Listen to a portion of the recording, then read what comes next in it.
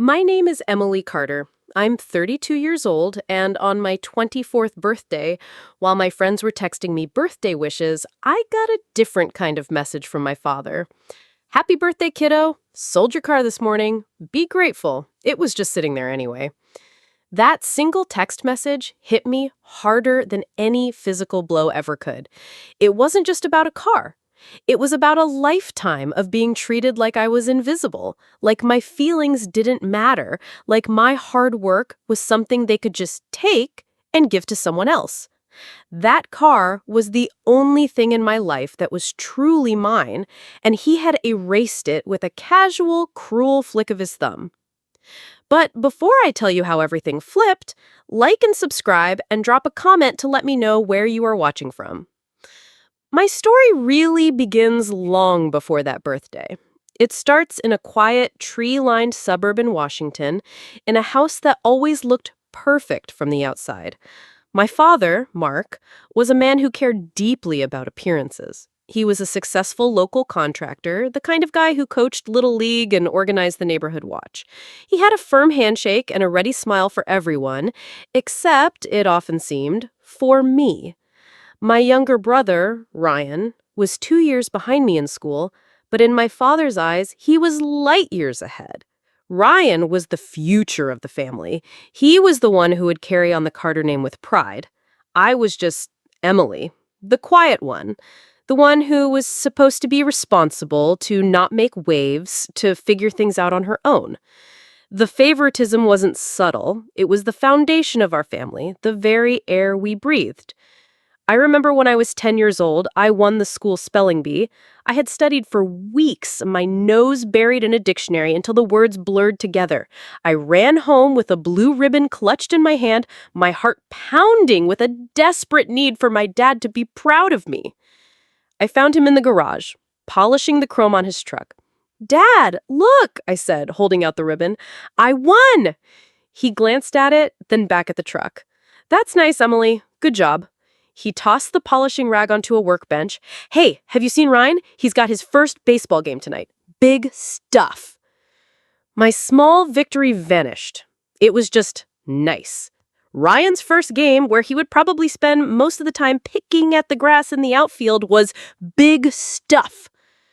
I stood there in the quiet garage, the smell of wax and gasoline filling my lungs, and I felt myself shrink. My mother, Linda, found me a few minutes later. She saw the ribbon and the look on my face. She gave me a quick, tight hug and whispered, "Don't mind your father. He's just excited for the game."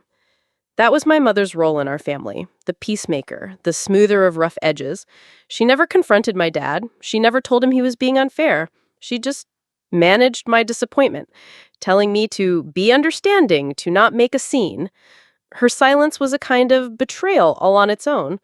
It taught me that my pain was something to be managed, not addressed. As we got older, the gap between Ryan and me widened. For his 16th birthday, a brand new Mustang was parked in the driveway, a giant red bow on the hood. Dad stood there, arms slung around Ryan's shoulders, beaming with pride. "Nothing but the best for my boy," he announced to the gathered family members. For my 16th birthday, 2 years earlier, I had received a savings bond for $500.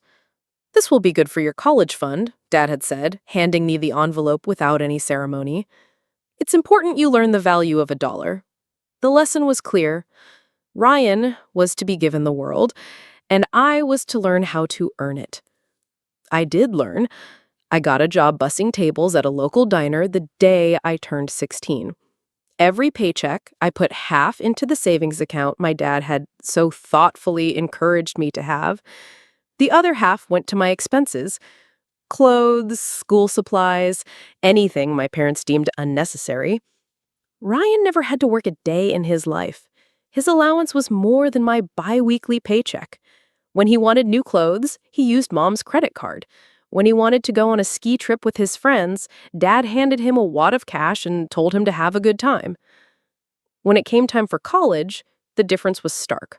Ryan was accepted into a private university, and my parents didn't hesitate to write the check for his tuition, his dorm, his meal plan. "It's an investment in his future," Dad would say proudly.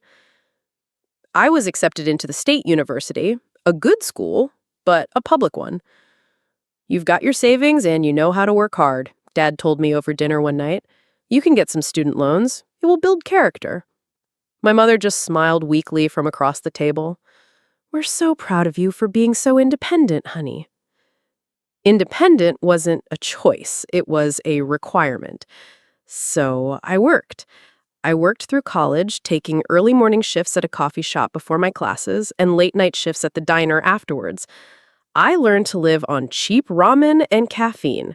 I watched my friends go to football games and parties while I was memorizing flashcards with the smell of grease still on my clothes. I was exhausted, but I was determined. I was determined to build a life so solid that I would never have to ask my family for anything, because I knew, deep down, that if I ever did, the answer would be no. The day I graduated, I had my degree, a mountain of student loan debt, and a fierce, unshakable sense of accomplishment. I had done it, on my own. My parents and Ryan came to the ceremony. My dad shook my hand. Good job, kiddo. Now you can get a real job and start paying off those loans. Ryan, who was still a year from graduating, despite starting at the same time, smirked. Yeah, welcome to the real world, Em. He said it like he had any idea what the real world was like. His real world was cushioned by our parents' money. Mine was a tightrope walk without a safety net. That's when I decided I needed a car. Taking the bus to my 2 jobs and trying to find a third, a real one, in my field, was becoming impossible. I needed something reliable, something that was mine. I didn't ask my parents for help. I didn't even tell them I was looking. This was going to be my achievement. For a year, I lived even more frugally than I had in college. I shared a tiny apartment with 2 other girls, my room barely big enough for a bed and a desk. I ate my meals at the diner where I worked, saving every single dollar I could. I watched my savings account grow, slowly, painfully. Each deposit was a small victory, a brick in the wall I was building around myself. Finally, when I was 22, I had enough. I found a used Honda Civic on a reputable lot. It was 5 years old, silver with a few small dings on the passenger side door, but the engine was sound and the interior was clean. It was perfect. I walked into the dealership and paid for it in cash. The salesman's eyes widened when I counted out the bills. He probably thought it was a gift from a rich parent. He had no idea that the stack of worn 20s and 50s represented 2 years of missed sleep, skipped meals, and relentless hard work. The feeling of the keys in my hand was indescribable. I sat in the driver's seat, the new car smell of air freshener filling my senses, and I cried. I put my hands on the steering wheel and felt a sense of power I had never known. This car was mine. The title was in my name. The insurance was in my name. No one had given it to me. No one could take it away. Or so I thought. That Honda Civic became my sanctuary. It was my freedom. It took me to job interviews and eventually to the first day at my new job as a junior graphic designer. It took me on weekend trips to the mountains where I could finally breathe. It was where I blasted music and sang at the top of my lungs after a bad day. It was the quiet, safe space where I could just be myself, away from the constant judgment and expectations of my family. For 2 years, my life started to feel like it was finally my own. I was paying my bills, I was good at my job, I was making friends who saw me for who I was, not as Ryan's older sister. My parents and I had a civil, if distant, relationship. I would go over for Sunday dinner once a month, endure the endless stories about Ryan's amazing achievements, and then retreat back to my own life. Ryan, meanwhile, had managed to graduate and, with Dad's help, had gotten a job at a friend's marketing firm.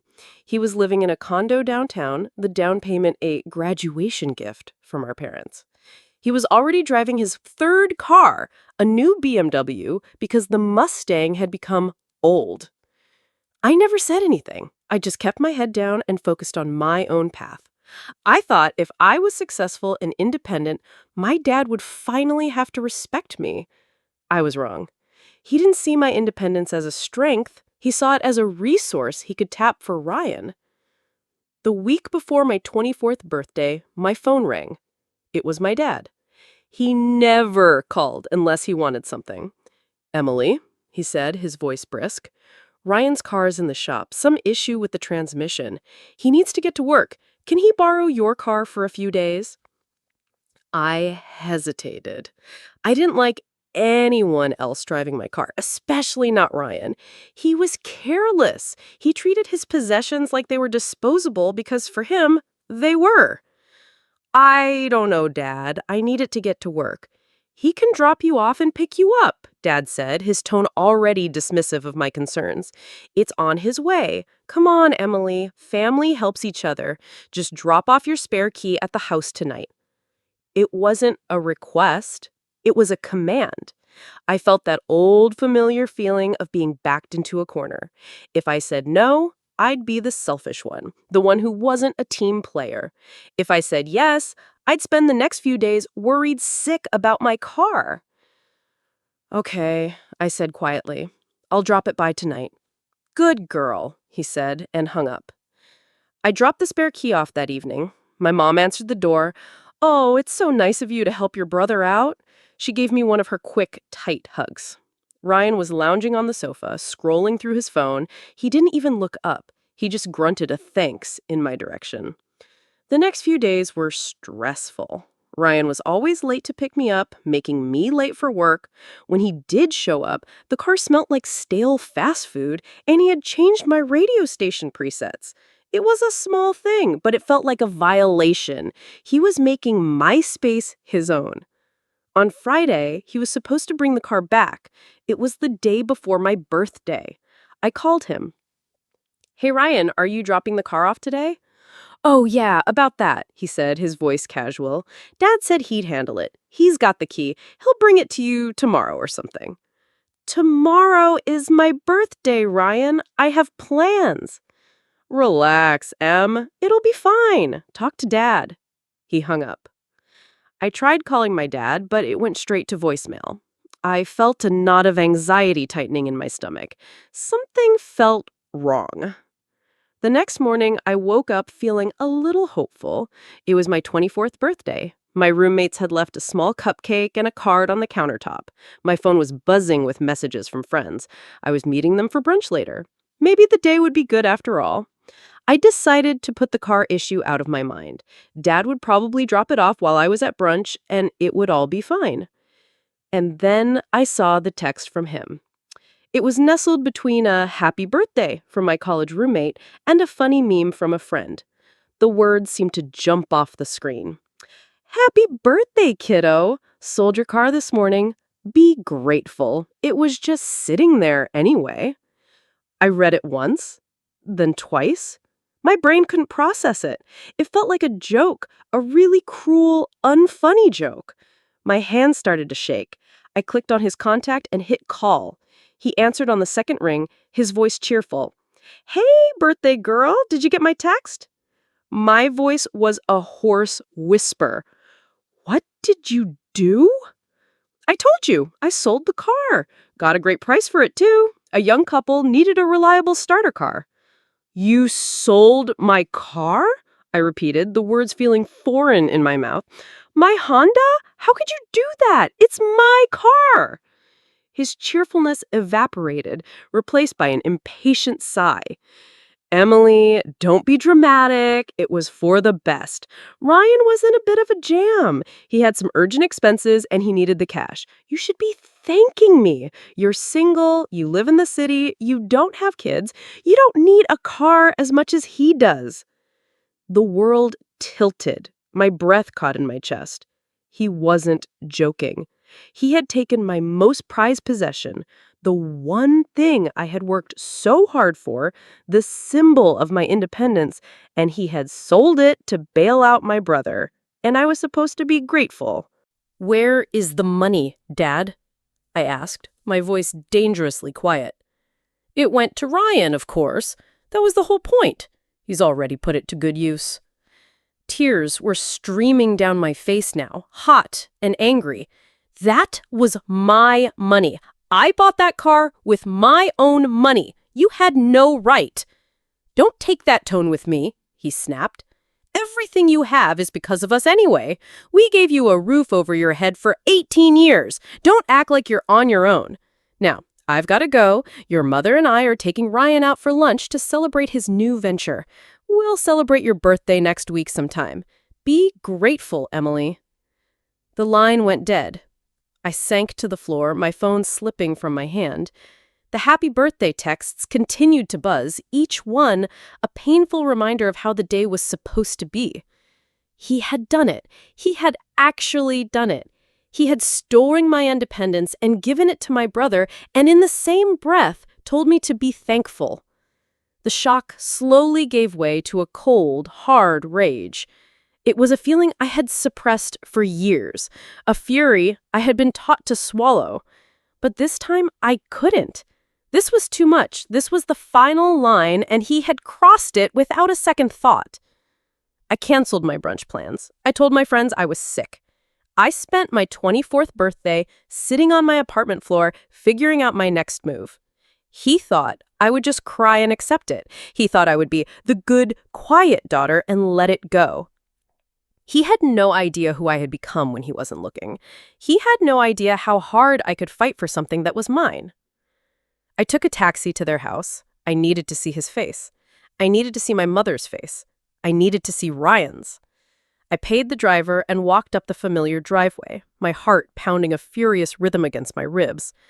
The house looked the same as always, perfectly manicured lawn, a welcoming wreath on the door. A lie. It was all a lie. I didn't knock. I used the key they had insisted I keep and walked in. They were in the kitchen, laughing. The sound stopped the moment they saw me.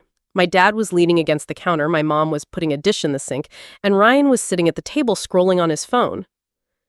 "Emily," my mother said, her voice laced with caution. "What are you doing here? I thought you had plans." "My plans got canceled," I said flatly. I looked directly at my father. "We need to talk about my car." My dad sighed, an exaggerated, put-upon sound. "For God's sakes, Emily, I already explained it to you. It's done. Let it go." "No," I said. The word was quiet, but it hung in the air like a stone.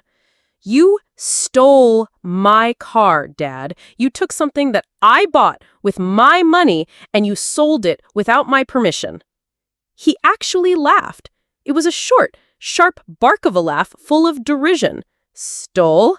Don't be ridiculous. It was a family asset. I reallocated it. Ryan is family. Family helps each other." "Family doesn't steal from each other," I shot back, my voice rising. "How did you even sell it? The title is in my name. It's in my apartment." He waved a dismissive hand. "Paperwork. It's easy enough to get a duplicate title if you know the right people. A signature is just a signature." He was admitting it. He was admitting to fraud, right there in the kitchen, like it was nothing. My mother rushed over, placing a hand on my arm. "Emily, please," she whispered, her eyes pleading. "Don't make a scene. We can talk about this later, when everyone is calm."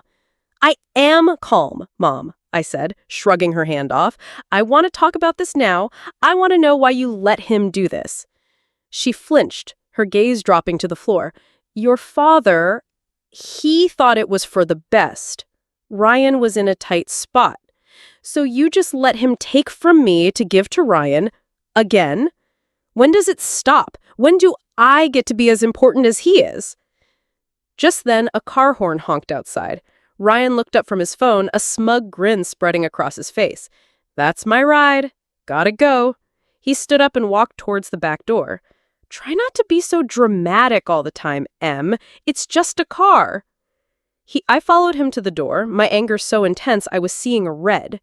I looked out the window. Parked in the driveway was a shiny, new-looking sports coupe. It was several years newer than my Honda and 10 times as expensive. "What is that?" I asked, my voice barely a whisper. Ryan's grin widened. "My new car. Used the money from your old junker as a down payment. Pretty sweet upgrade, huh?" He winked, and then he was gone. I turned back to my parents. My father had the same proud look on his face he'd had when he gave Ryan the Mustang. My mother was wringing her hands, avoiding my eyes. The sight of that new car, bought with the blood, sweat, and tears that had paid for mine, broke something inside me.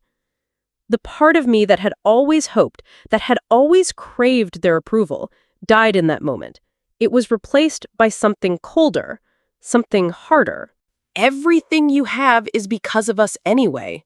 My dad's words from the phone call echoed in my head. I looked at him, my expression unreadable. "You're wrong," I said softly. "Everything I have, I earned, and you are going to learn that lesson the hard way." I turned and walked out of the house. I didn't slam the door. I didn't scream. The rage had burned away, leaving behind a quiet, steely resolve. They thought this was over. They thought I would just accept it. They were about to find out how wrong they were. The first thing I did when I got back to my apartment was tear it apart looking for my file of important documents. I found it tucked away in the back of my closet. My hands trembled as I pulled out the folder labeled car. Inside was the original bill of sale, the title with my name, Emily Carter, printed clearly, and all my insurance and registration records. I smoothed out the title on my coffee table. My signature was there, clear and practiced. The one he had used to sell my car had to be a forgery. For a moment, I hesitated. This was a huge step. Suing your own family? Pressing charges?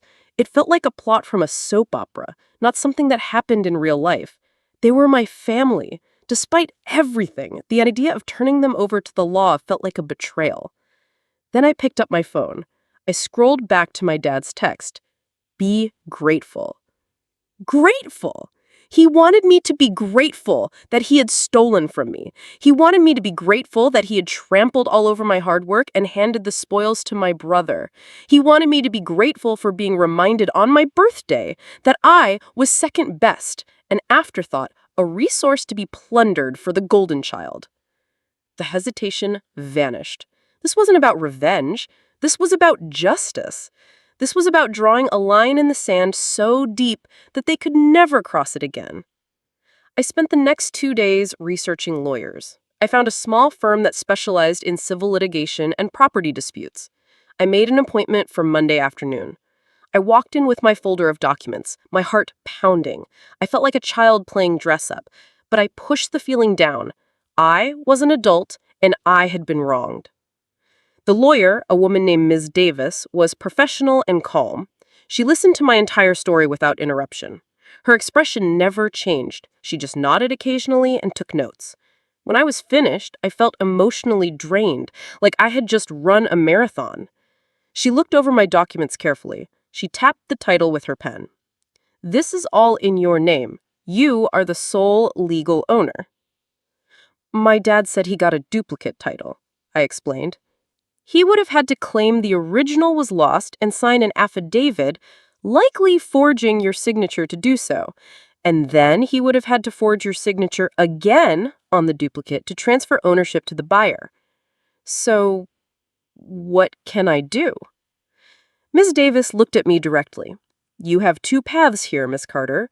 First, this is a clear case of civil conversion, which is the legal term for theft of property. We can sue your father and your brother for the fair market value of the car, plus damages. Second," she paused, her gaze steady, "what your father did is also a crime. Forgery and filing a false document with the DMV are felonies. Selling stolen property is also a crime. You have the right to file a police report." The word felonies hung in the air. This was more serious than I had even realized. If I file a police report, what happens? The police will investigate. If they find sufficient evidence, the district attorney's office may press criminal charges against your father. He could face fines, probation, even jail time. Jail time? The thought made my stomach churn. My own father. "What would you advise?" I asked, my voice small. "My advice is to start with the civil suit," she said gently. "It puts them on notice that you are serious. We will send them a demand letter first, laying out our case and demanding the return of the value of the vehicle immediately. Often that is enough to make people see sense. If they refuse to cooperate, we file the lawsuit. The police report remains an option you can use at any time. It's a powerful point of leverage. I nodded, feeling a small sliver of relief. A letter. That felt manageable. It wasn't a police car showing up at their door. It was a first step, a warning shot. Okay, I said, my voice firmer now. Let's do that. Let's send the letter. I walked out of her office feeling lighter than I had in days. I had an ally. I had a plan. I was no longer just a victim of their whims. I was taking control. 2 weeks passed. It was a strange, tense time. I didn't hear a word from my family. I assumed my dad thought I had cooled off, that I had accepted my fate. I went to work, I saw my friends, and I tried to live my life as normally as possible. But the betrayal was a constant low hum beneath the surface of everything. I was saving money for a new car, but the process felt tainted now. Then, one evening, there was a loud, angry pounding on my apartment door. I knew who it was before I even looked through the peephole. My father stood there, his face red and contorted with rage. Ryan was behind him, looking sullen and angry. I opened the door. "What the hell is this, Emily?" my dad roared, waving a letter in my face. It was the demand letter from Ms. Davis. "Are you out of your mind? You're suing me? Your own father?" "I'm not suing you yet," I said, my voice surprisingly calm. "That's a letter asking for you to return the money you stole from me. If you do that, it all goes away." "Stole? I told you, I reallocated a family asset," he yelled. People were starting to peek out of their apartments down the hall. "My car was not a family asset," I said, keeping my voice low and even. "You committed fraud to sell it. That is a crime, Dad." "You're tearing this family apart," he accused, his voice booming in the narrow hallway, "over a stupid old car. Your mother is a wreck, crying her eyes out because her daughter is trying to destroy her father. Mom is crying because she has to choose between what's right and what's easy, and she always chooses what's easy." Ryan stepped forward then, his face a mask of arrogant indignation. "You're just selfish, Emily. You always have been. You have a good job. I needed that money. You could have just helped me." "Helped you?" I looked at him, truly looked at him, and for the first time I didn't see my brother. I saw a spoiled stranger. "You didn't ask for help. You and Dad stole from me. There's a difference. You stood right there in the kitchen and bragged about your upgrade. You felt no guilt. You felt nothing." "This is insane," my dad muttered, shaking his head. "We are not giving you a dime. This is a family matter, not a legal one. You call off your lawyer or you will regret it." It was the threat that did it, the same old bullying tactic he had used my whole life. But I wasn't that scared little girl with the spelling bee ribbon anymore. I met his furious gaze with a calm one of my own. "No," I said, "I won't be calling anyone off. Ms. Davis has already prepared the lawsuit. If we don't receive a response by the deadline in that letter, she will file it with the court. And she also advised me to file a police report for forgery and theft. I haven't done that yet. I was trying to spare you and Mom that humiliation. But if you continue to threaten me, I will." I watched the color drain from their faces. The anger in my dad's eyes flickered, replaced with a flicker of fear. He was a man who lived and died by his reputation in the community. The idea of the police showing up, of his name being in the paper, of his friends and neighbors finding out he was a thief who stole from his own daughter, that terrified him more than anything. Ryan looked pale and sick. His bravado was gone, replaced by the dawning realization that he was in real trouble. "You wouldn't," he whispered, his voice hoarse. "Try me," I said. I held their gaze for a long moment, the silence in the hallway thick with everything that had been unsaid for 24 years. Then I slowly and deliberately closed the door in their faces. I leaned against it, my legs weak, and listened as their footsteps retreated down the hall. The lawsuit was filed a week later. They didn't respond to the letter. I think my father's pride wouldn't let him. He couldn't admit he was wrong. The case didn't go to a dramatic trial. My lawyer said it was an open and shut case. The documents were all there in black and white. My father, facing a mountain of evidence and the very real threat of criminal charges, was advised by his own lawyer to settle. The judge ordered the full market value of my Honda to be returned to me plus my legal fees. It wasn't a huge amount of money in the grand scheme of things, but to me it was everything. It was validation. It was justice. My father had to write me a check, an admission of his guilt in the only language he truly understood: money. The fallout was quiet but devastating for him. Word got out. It always does in small communities. People talk.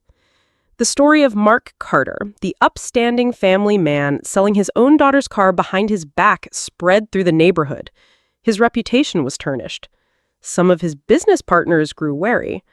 The proud, respectable mask had slipped, and people had seen the ugliness underneath. With the settlement money, I bought a new car, a brand new Toyota Camry, right off the lot. It was reliable, safe, and entirely mine. The day I drove it home, I felt a sense of peace I hadn't felt in years. It wasn't the same giddy joy I'd felt with the Honda. This was something deeper, more mature. It was the quiet triumph of reclaiming what was mine. I also used the money and the savings I had been building to make a down payment on a small condo in a neighborhood further away from my family. I needed the distance, both physically and emotionally. The day I moved in, I sat on the floor of my empty living room, surrounded by boxes, and I breathed. For the first time, I felt truly, completely free. My peace wasn't instant, but it was real. I had built a life for myself, and this time, I had built the walls high enough that they couldn't just reach in and take pieces of it whenever they wanted. Months went by. I settled into my new life. I loved my new home. I excelled at my job and was given a promotion. I was building a community of friends who valued and respected me. The silence from my family was a relief. There were no more guilt-tripping phone calls, no more demands disguised as requests, no more Sunday dinners filled with passive aggression. Then, one evening, my phone buzzed with a text from a familiar number. It was my dad. My heart gave a little jolt, a conditioned response from a lifetime of anxiety. I opened the message. Ryan's struggling. Lost his job. His new car got repossessed. Be kind. Lend him some money. I stared at the words. The audacity of it was breathtaking. After everything they had put me through, after I had to take them to court to get back what they stole from me, he was asking me to give money to Ryan. The message wasn't an apology. It wasn't an attempt to reconcile. It was another demand. Be kind. He was telling me my kindness was something I owed them, something they were entitled to. Old Emily would have agonized over this. She would have felt guilty. She would have wondered if it was her responsibility to help, if saying no would make her a bad person, if it would tear the family even further apart. But I wasn't old Emily anymore. I had learned a hard lesson. My kindness was not a weakness to be exploited. My compassion was not a resource to be drained. And my money, earned with my own two hands, was mine. I thought about typing a furious response, about listing all the ways they had hurt me, about reminding him of the court case. But then I realized it would be pointless. He wouldn't hear it. He would only see it as another attack, more drama from his selfish daughter. So, I did nothing. I put the phone down. I didn't reply. I simply deleted the message. I chose peace, not war. My silence was my answer. It was a boundary, clear and solid. And I knew it would be louder than any angry words I could have written. My brother's arrogance, his sense of entitlement, had been built on the foundation that I would always be the safety net, that our parents would always take from me to give to him. By refusing to play my part, I had let his world collapse under its own weight. It was his struggle now, not mine. I walked over to my window and looked out at the city lights. I was no longer the girl who shrank in the garage, hiding her blue ribbon. I was a woman who had fought for herself and won. They had tried to teach me that I was worthless, but I had learned that I was strong. They had tried to take my independence, but I had built a fortress they could never breach. My story wasn't about a car anymore. It was about finding my own voice, even if that voice was just a quiet, powerful silence. If you've ever been betrayed by the people who should have protected you most, you know how deep the pain cuts. It leaves scars that no one else can see, but it also teaches you a strength you never knew you had. Tell me, would you have taken them to court or just walked away? Drop your answer in the comments. And don't forget, like, share, and subscribe for more stories like this.